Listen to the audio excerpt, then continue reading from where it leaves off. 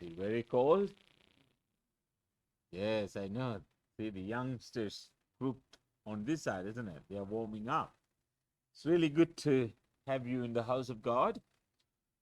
Welcome to the church this morning. It's our honor and privilege to be able to worship the Lord. And He is the living God of glory, who we are called to worship and serve Him. This morning, I'm going to speak on the topic.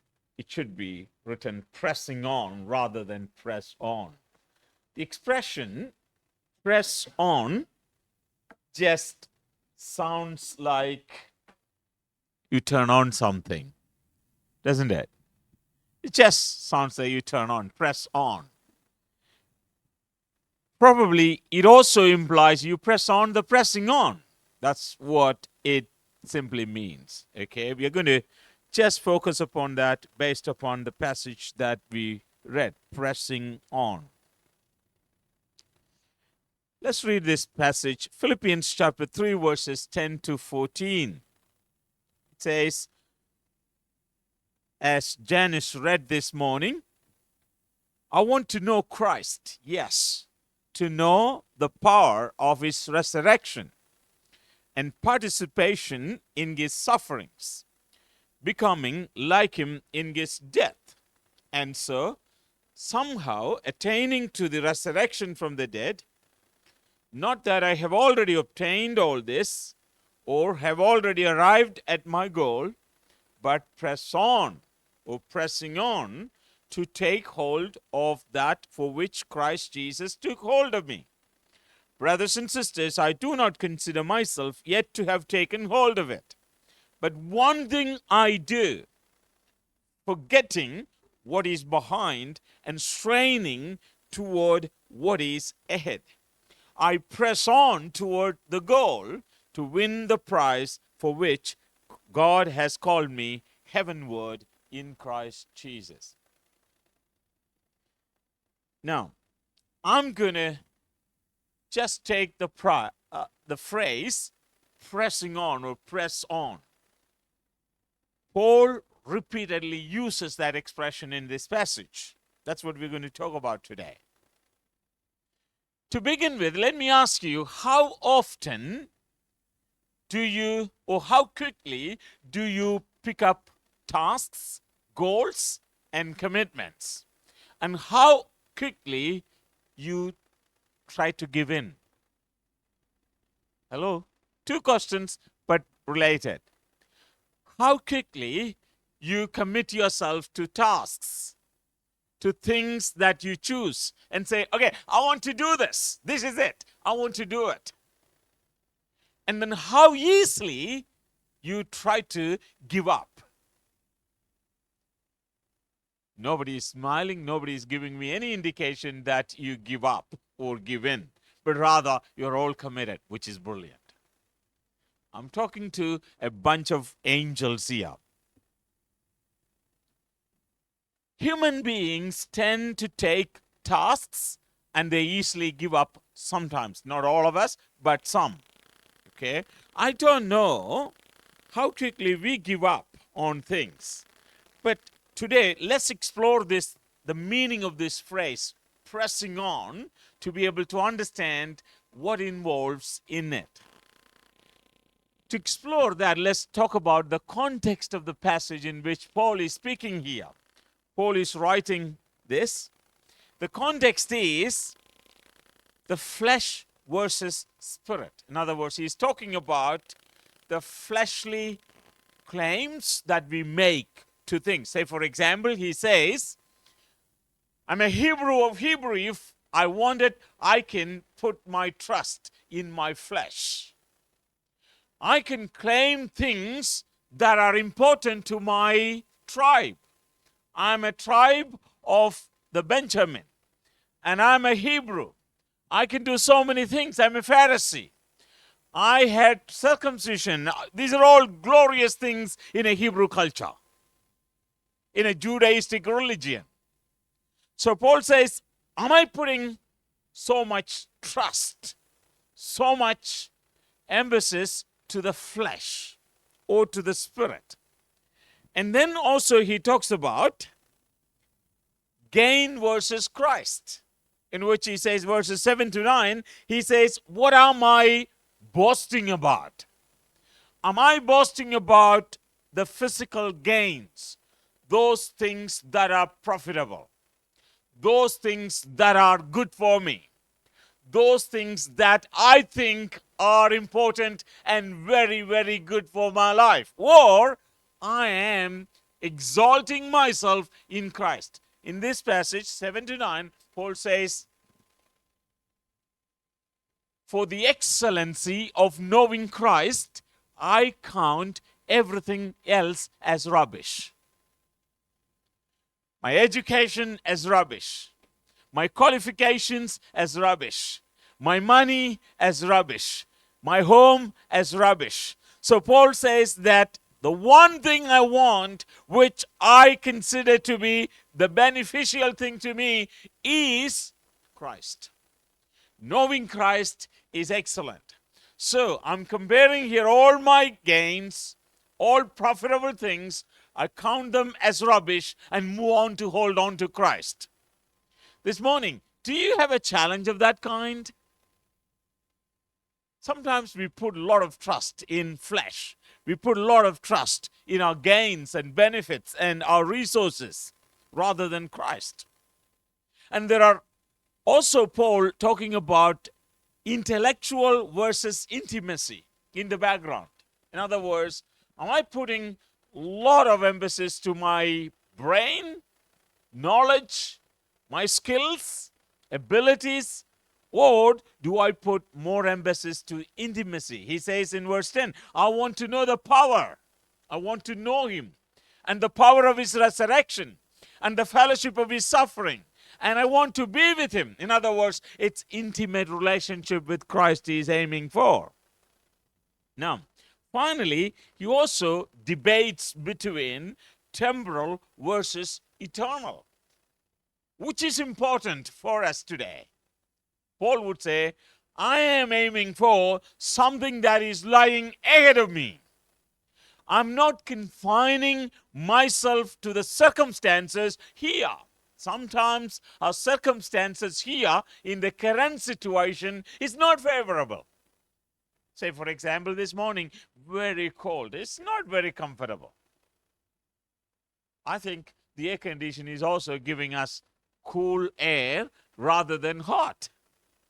It's not favorable. Sometimes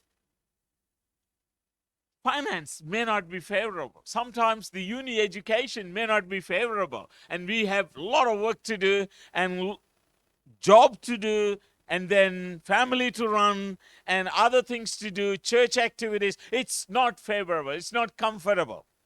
But Paul says, in the midst of all this, I'm aiming for something that will last. I'm aiming for something wonderful.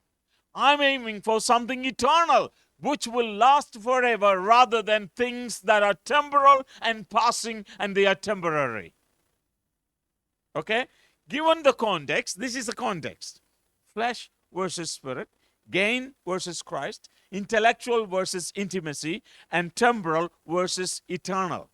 Having said that, Paul says, I want to press on. I want to press on.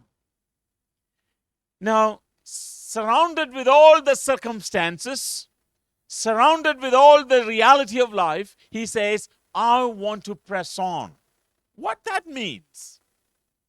The key that unlocks that expression is verse 13, where Paul says, but one thing I do, forgetting what is lying behind and straining toward what is ahead. Hello? Pressing on is an activity. We will explore it soon. I'll tell you the meaning. I'll tell you the context. I'll tell you the intentions of that phrase when Paul used it. But remember, to be able to understand that, to be able to use the activity of pressing on in our own lives, the first thing we need to do is forget what is lying behind.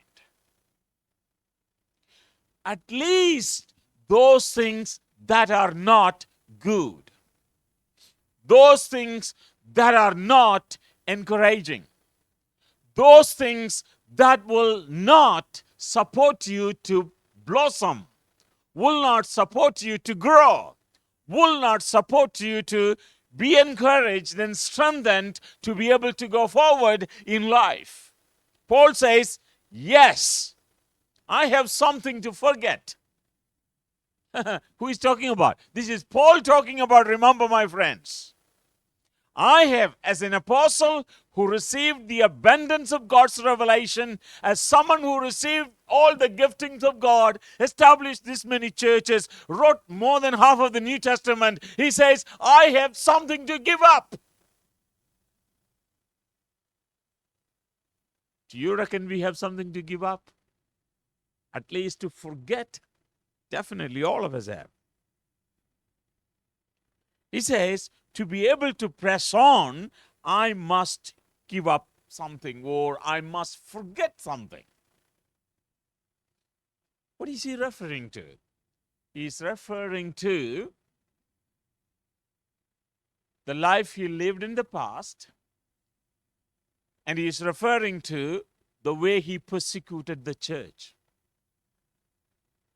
He was the enemy of Christ. He was the enemy of the gospel of Christ.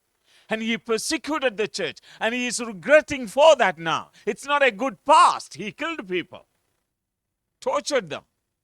And he had permission to do anything. And he was moving to get people on. And then all of a sudden something happened. And he was pulled down and pushed down and crushed down to the ground. And the conversion he kicks in. The conversion in which Jesus comes into his life. It changes everything. His perspective changes. His ideas changes. His argument changes. And everything changes. And now he is regretting, saying, oh, sorry, I shouldn't have done that. Now he is saying that in order for me to press on towards a blossoming life, an energetic life, I must forget what is lying behind. Do not live in the past, my dear friends. Some people live 50 years in history, always referring to that. Oh, in those days, when I was there. You know, if Jesus stands here, he would ask, do you have anything that is current?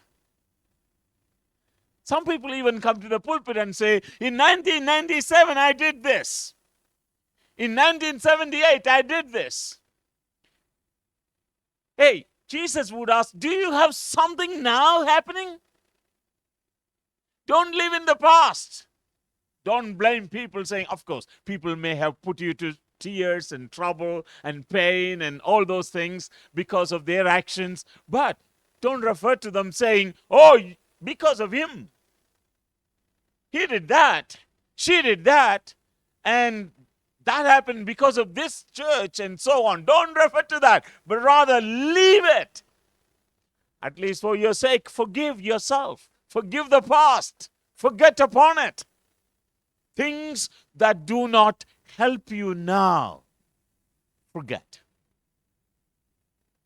You know, there are always, the present is, I'll come to that. The present is always full of the past. The present of the past. In other words, things that happened in the past, training, good things, bad things, memorable things, bad memories, good memories. Everything is with us now, isn't it? In the present. We can remember it. But those things that are still bothering you, those things that are still breaking you and defeating you, those things that are not right, we have to forget and then move on. That's what Paul is saying. I'm forgetting what is behind and straining toward what is ahead. How many of you know in your life what is ahead of your life? The future is always challenging. I know this. The future is not easy figuring out. But God is holding the future for us. He is having a future for us. He is planning something wonderful for us. Do we know that? And Paul knew that. And he is talking about things that are lying ahead of him in the future. That future is talking about the distant future.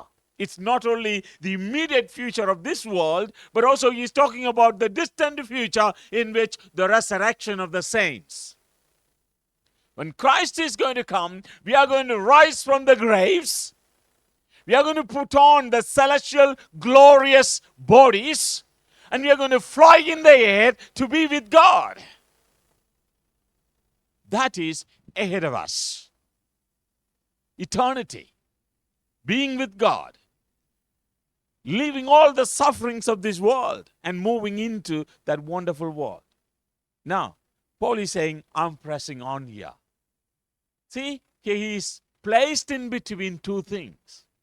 Number one, he has the memory of the past, present in the present, and he has the memory of the future, present in the present as well. This is what in postmodern philosophy they call it, the present of the past and the present of the future. In other words, only the human beings are given this ability to be able to pull the past to the present and pull the future to the present and act upon it. Hello, are you with me?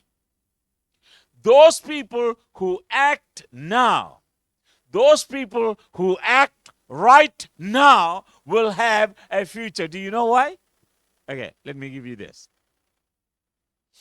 If you wanted to become a doctor in 5 years' time, okay, this is 2003. In 5 years' time, that means in 2023, isn't it? I'm behind. Okay. This is 2023. Okay, let's say 23. In 28, in 5 years' time, you want to become a doctor, a GP or a health professional. You wait, saying, in 5 years' time, I'll become a doctor. In 5 years' time, I'll become a doctor. Every morning you said, 5 years' time, I'll become a doctor. And 5 years pass by, will you become a doctor? No. In 2023, I'm standing here and saying, in 5 years' time, I want to become a doctor. Then, immediately, as soon as I make that decision, I have to set the goal. In 2028, I'll become a doctor. I should act upon it. I should take an admission in a uni and go and study medicine. And get all the tests done. All the approvals done. All the vaccinations done. All the registrations done. Then I will be a doctor in 2028. Is that correct? That's what Paul is talking about. This is not an idle statement he is making, pressing on. But rather, he's saying, I have a goal. But that goal is being hindered by a past, which I'm going to give away. Which I'm going to take over. Which I'm going to just ignore. It is there, it is real, but I'm going to ignore. And then move on. What is lying ahead of me is important. The goal. Friends, do you have a goal this morning for your near future and the distant future? What is your goal? What do you want to become in 5 years' time? What do you want to become in 2 years' time? What do you want to become X number of years, whatever distance you wanted to go on? So the meaning of the expression, pressing on, the expression Paul says, leaving behind what is lying behind, and then straining towards, he called pressing on. And what's the meaning? The Greek word for that is dioko, meaning to pursue. What is a pursuit? Anyone wanted to give a meaning? What is a pursuit? Hello? I know it's cold, but I'm getting warm up, you know? Okay? Now, what's the meaning of a pursuit? Pursuit, Joy, thank you. Pursuit is not something happening by chance. Pursuit is not a chance. It's not a fate. It's not something accident. You hit against the wall and something wonderful happens. A pursuit is a systematic striving. You have plans, you have goals, you have plans of action. Every minute detail of the action that will take you to the goal is planned and decided and acted upon. Are you with me?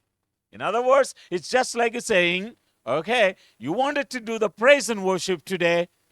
Guys, you sat around or stood around and practiced this. Because that's the means to get to the end. Worship this morning is the end.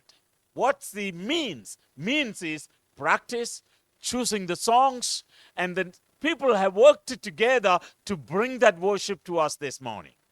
To achieve a goal, you need to set the means to it. It's just like a journey. You wanted to go to Melbourne. Then you need to put the navigation to Melbourne. If you put navigation to Canberra and you intend to go to Melbourne, of course, you can go that way as well. But what I'm talking about is the final destiny is you must have the goal set and the means correctly followed. Pathways of goal, pathways of life must be set. Look at this. It's a pursuit. Paul is saying, pressing on simply means I'm going to set up my pursuit. I know what I'm aiming for. I know what I'm working for. Youngsters, do you know what you are aiming for? You are not a wind tossed. You are not a plastic tossed by wind back and forth.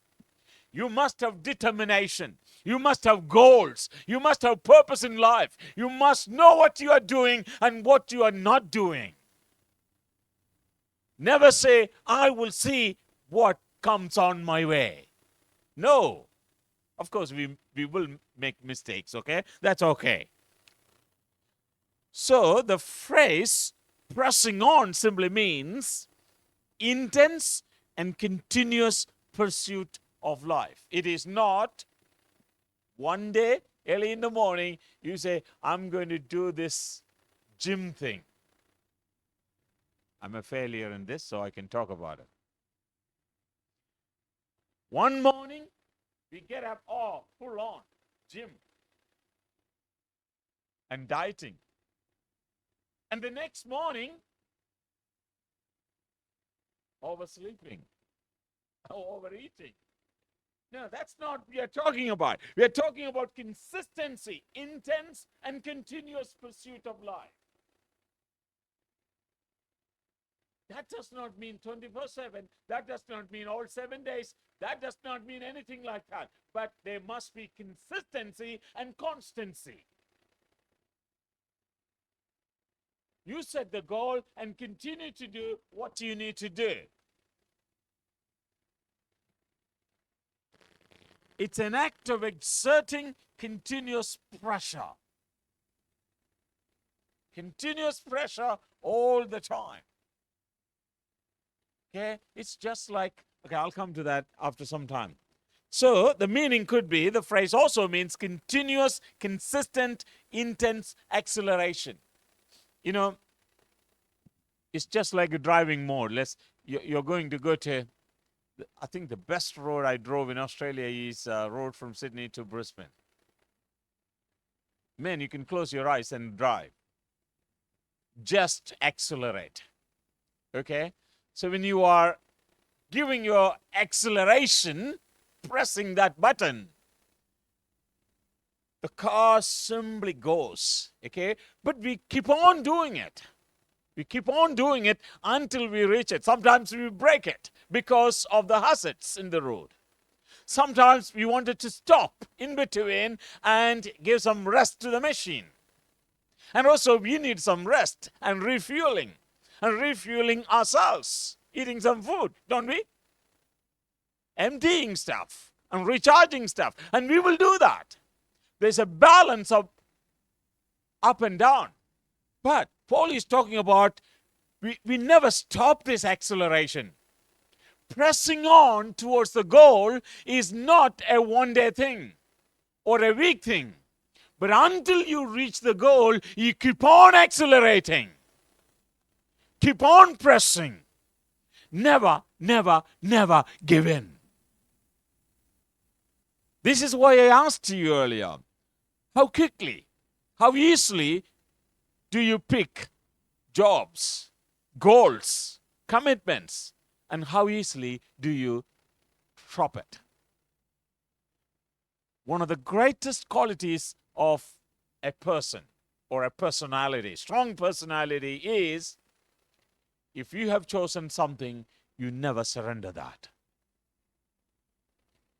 If you have decided to do something, no matter what comes on your way, you will never give up. That's one of the signs of a strong determination. There are different kinds of people in the world. Some are wish masters. Hello? Have you ever heard about wish masters? The wish masters always say, I wish if I had $1 million, I would have done this. I wish I had a good wife. I wish I had a good house. I wish that. I wish this. I wish I had this money 20 years ago. These are people never accomplish anything in their lives except they keep on wishing and wishing and wishing. We need wishes, but we need to act upon the wishes. But there are people who are doers. Doers are the determined minds. Look at people who accomplish in life. They had determination in life. This is my goal. This is what I'm going to do, and I will do it.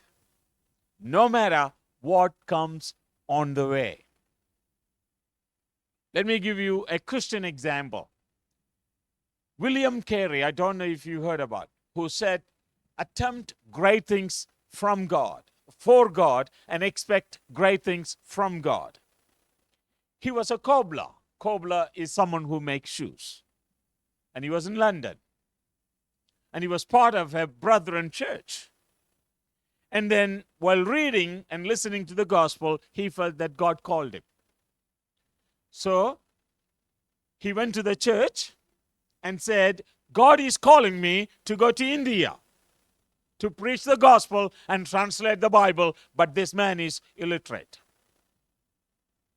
The church said, sit down, young man. If God wanted to save India, he will do that. Don't worry. You go and mind your business. You are not qualified.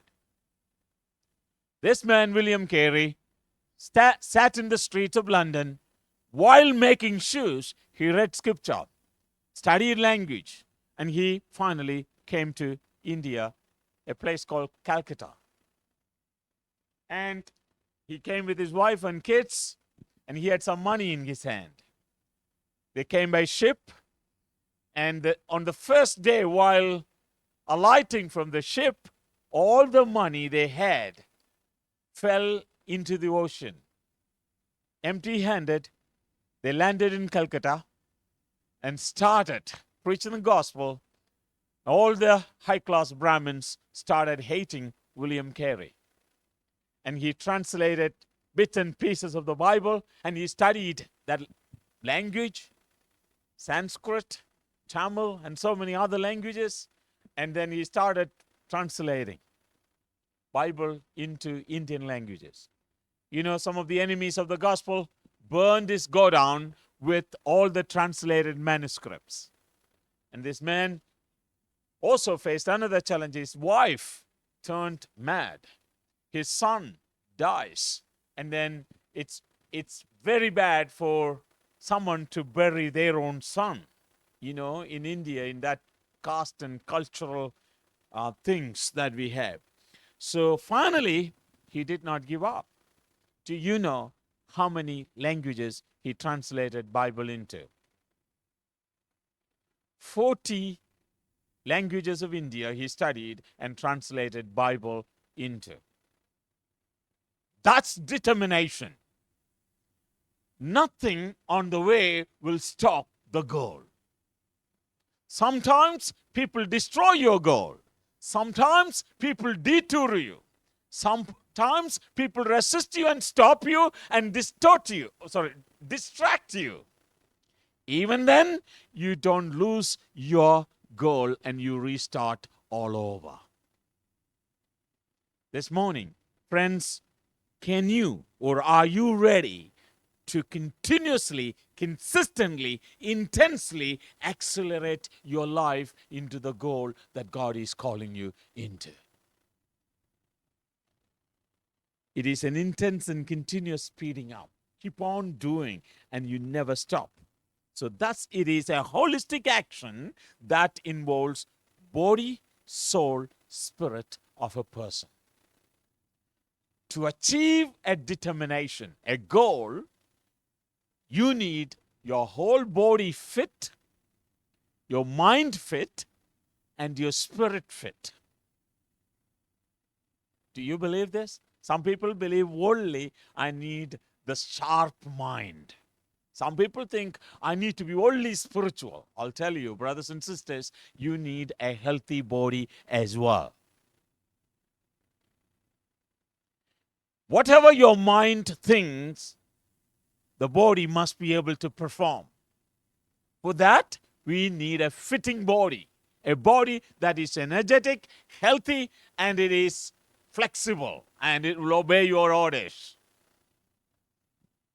So, the imagination then for Paul is pressing on is opposed to depress on. One scholar in psychology says, he talks about depression. Have you ever heard about depression? This is one of the common words we have. The word depression is the opposite word. You can use it for pressing on. Depress on is depression. In other words, you give in. You give in mentally, emotionally, psychologically, you give in. That is depression. You cannot do anything unless there's a physical, chemical condition. That's a different thing, okay? I'm talking about the emotional thing here. I'm talking about the mental thing here, where when you give in, the courage to stand in front of the challenge and say, here I stand, I will face it. No matter whatever coming on my way, I will face it. I'm not afraid of any consequences. I will face it. That is courage. That is strength. That is confidence. Now here, Paul is saying, I will press on rather than depress on. Striving. So here he uses an example. It's not the light, okay? I don't know how come that one. In the Greek context, when he was talking about the pressing on, he was talking about an athletic imagery. Just like a runner standing and running, striving towards aiming to the future, running forward, leaning forward, and just continuously pressurizing himself into hitting the air, knowing that he has to run. For that, you need motivation. Some people are self-motivated. Some people need help, at least to begin with. That's the reason the parents always call, what's going on there? Have you done your homework? Have you done this? Have you done this? Or have you done that? Some people need a motivation. Some people don't need. When we ask them, have you done this? They get upset because they are self-motivated. They know what they are doing, what they need to do. You need a passion for what you are doing. You know what is passion? The greater vision you have, the deeper passion you will have. The deeper passion, the powerful action you will have. When you have a greater vision, you have a deeper passion. When you have deeper passion, the action is very powerful because you are excited and you wanted to do it and you wanted to achieve it. You wanted to see that is happening and then you get into it. So don't choose something boring for the sake of your parents. This is what I tell parents. Don't force your children to take anything that they don't like, but you like it. You know, one of the greatest problems with Indians and Asians, I don't know about Asians, let's say Indians, is we wanted to make all our children what? Doctors, engineers. Hey, who is going to do the plumbing work, man? Who is going to do the driving? No, leave it to them when they come to choosing subjects, careers. Leave it to them. Let them choose. Let them choose. You know, but you can help them. When they are choosing, tell them what is good and what is not. But honestly, in this country, anything you choose, wherever they wanted to go through, they can go because of the pathways available in this country. So don't force them and pressurize them, particularly when it comes to HSC and all. You guys pass by, so now, oh, we have a couple of them. So HSC, and the family puts enormous pressure upon the kids saying, yetar, yetar, yetar. Hey, come on, don't. I think Joel was sleeping days before his exam. I never asked him to study. But he did very well. Because he knew what he wanted. He got admission in the uni before he appeared for the HSE. So there was no need for studying. But still, he did what he needed to do excellent. And he got into. And he's pursuing that. I'm happy about that. But what I'm saying is, the point is, I never asked him to study. You ask him. But I told him, you do your best so that you will not regret. So, passion is important. Set your passion and set the goal and set the determination and fly in the air. Readiness is another thing. Okay? Some people have determination but not ready. Okay? All these are important. So, and also there is another thing. As I was talking, see, I'll just put it through. It's a time dimension as well. Many people do not consider the time dimension. They call it syntagmatic aspects of life. That is, when you are working on your goal, you need to understand there's a time frame involved in this. That simply means this. If you wanted to become a doctor, you need to patiently go through 5 years of study or 3 years of study or 7 years of study, whatever you are taking it up. That involves hardships, that involves meltdown, that involves worries, that involves academic pressure, that involves anxiety, that involves all kinds of challenges that will take you to the end. At the face of circumstances, at the face of challenges, when you face them, don't give in. Because the end of the tunnel looks brighter. When you go through the darkness of the tunnel, don't be scared. Those people who arrived to the end of it also passed by this. Everyone went through this, experienced that. Particularly, there are situations of life that will take you through the valley of death, valley of darkness, valley of despair, valley of discouragement, disappointment, challenges, negotiations. But don't be scared, because anyone who went and reached to the other side of the tunnel went through this. Don't worry. When you get to the other side, the darkness will fly away. The end of the tunnel looks brilliant. So, Paul is saying, we have a past that is bothering here, and we have a future that is lying ahead. I wanted to capture that. To capture that, I must work now. That's why the present is a gift of God to us to act now for the future. How many of you wanted to shape and reshape your future? Your future is in your hand, my dear brothers and sisters. Hello? God holds your future, that's true. But at the same time, to act upon that future, God has given you the present. The present is the time in which you can act upon your future to shape it and reshape it. In your own life, do you want to see a good future? Determine that future and start working on it. And if you wanted to see an eternal future in the kingdom of God, start working on it. You know, it takes time to see great achievements in this world. If you wanted to see that eternal glory emerging, we need to keep on working now on. If you wanted to see your own future happening in this world, leaving a legacy for the next generation, you need to start working on. Do not waste your time. It does not come back. The one thing that will not come back is the wasted years, wasted time, wasted weeks will never come to. But that does not mean you should not take rest. That does not mean you should not have some leisure time. That does not mean that you should not enjoy your life. You know, some parents, it's again Indians. I don't want to talk about Asians. They have a schedule. Kids have a schedule. You get up 7 o'clock in the morning, and then, or 6 o'clock in the morning, and first reading, second going to school, having shower and going to school, and then in the evening you have karate class, you have dance class, you have what? Swimming class, and you have what? What else?